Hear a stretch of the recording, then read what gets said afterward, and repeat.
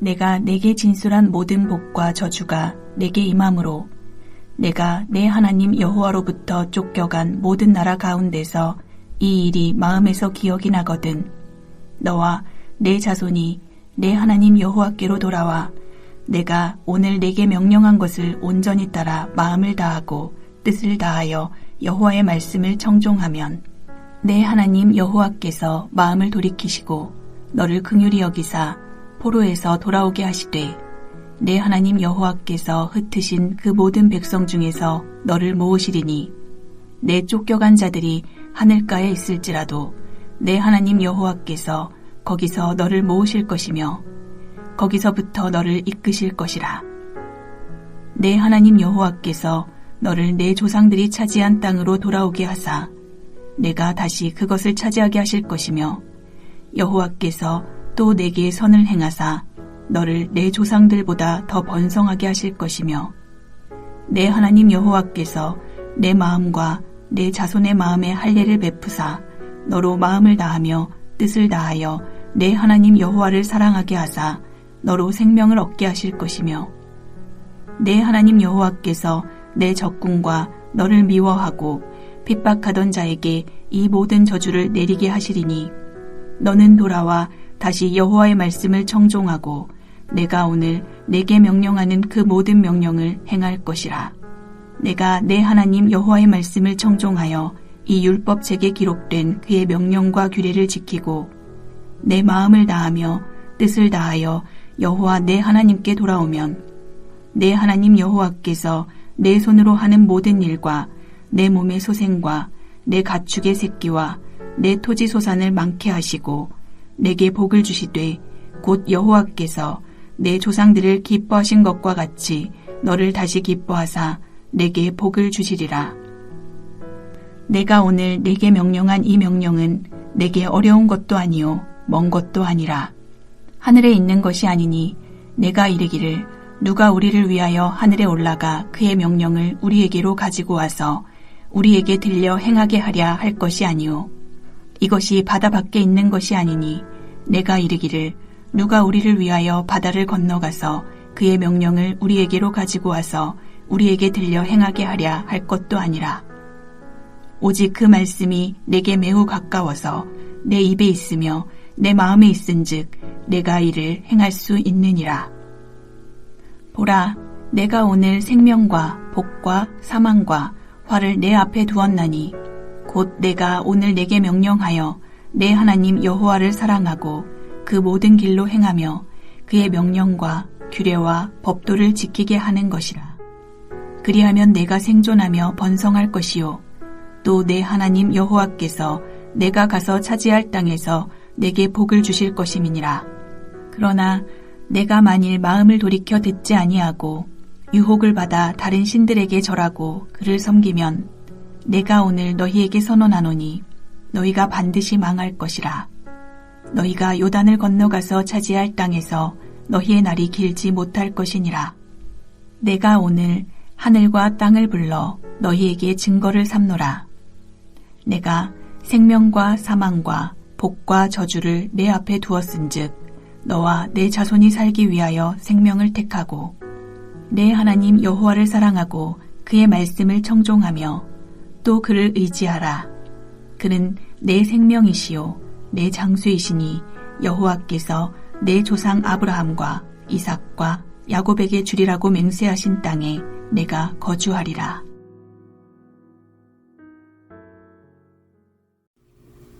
이스라엘이 하나님과 언약을 맺음으로 언약 백성이 되었지만 순종과 불순종을 통해 복과 저주를 누리게 된다면 굳이 이스라엘이 하나님과 언약을 맺을 필요가 있을까요? 언약 백성만이 가지고 있는 특권이라는 것은 하나도 없는데 하나님과 언약을 맺음으로 괜히 저주와 재앙을 스스로 자초하는 것은 아닙니까? 1절에서 10절까지의 말씀을 보면 하나님은 언약 백성이기에 누리는 특별한 혜택을 우리에게 가르쳐 주고 있습니다.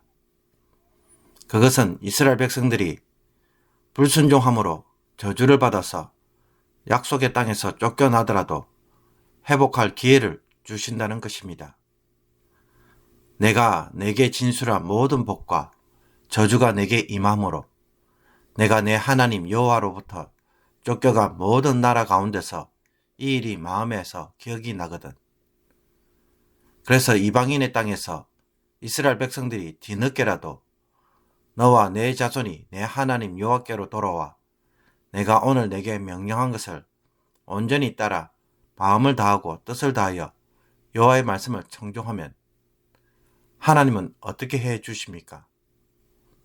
그러면 하나님께서는 그 마음을 돌이키시고 포로된 삶에서 돌아오게 하시며 다시 모아서 약속의 땅으로 돌아오도록 인도하십니다. 다시 그 땅을 차지하게 하시며 조상들보다 더 번성하게 하시고 마음의 할례를 베풀어 하나님을 사랑하는 자로 만드실 것이며 생명을 얻게 하실 것이라고 말씀합니다.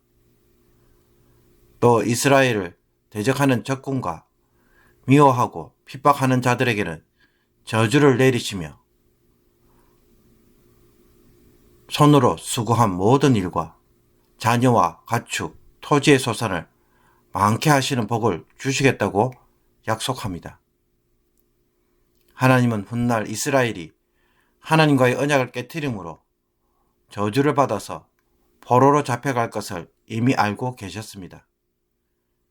이것을 아시기에 하나님은 이스라엘에게 저주와 재앙을 내리는 것으로 끝을 맺는 것이 아니라 다시 돌아와서 회복할 수 있는 기회를 주시고자 합니다. 이것은 이스라엘이 언약 백성이기에 누리는 특권인 것입니다. 그러나 이 회복은 맹목적인 용서와 회복은 아닙니다. 하나님은 분명 이스라엘이 마음을 다하여 하나님의 말씀을 듣고 순종할 때 이와 같은 복을 주시겠다는 조건을 말씀하고 계시기 때문입니다. 그렇다면 과연 이스라엘이 이와 같은 해결을 할까요?